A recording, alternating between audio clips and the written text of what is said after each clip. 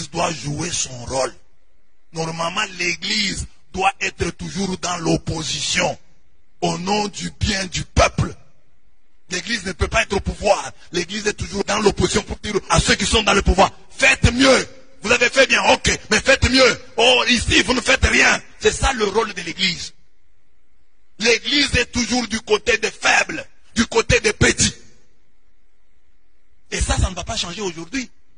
Parce que vous oubliez l'avenir. Demain, après-demain, Fachi ne sera plus au pouvoir.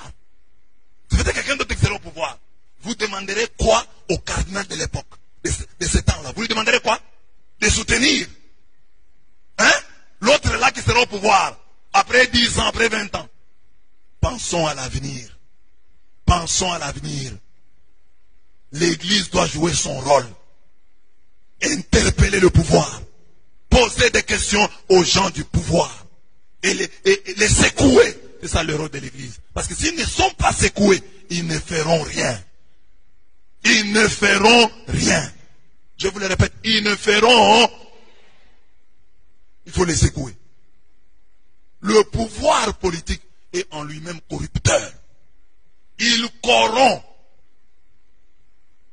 C'est-à-dire que quelqu'un peut être animé de bonne foi. Mais quand il est là, le pouvoir peut le corrompre. Alors l'église est là, comme le coq du memento, pour dire à ceux qui sont au pouvoir, Cocorico! Souvenez-vous de vos promesses électorales. Cocorico!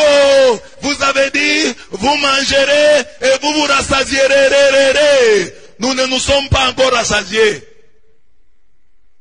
On n'a même pas encore mangé.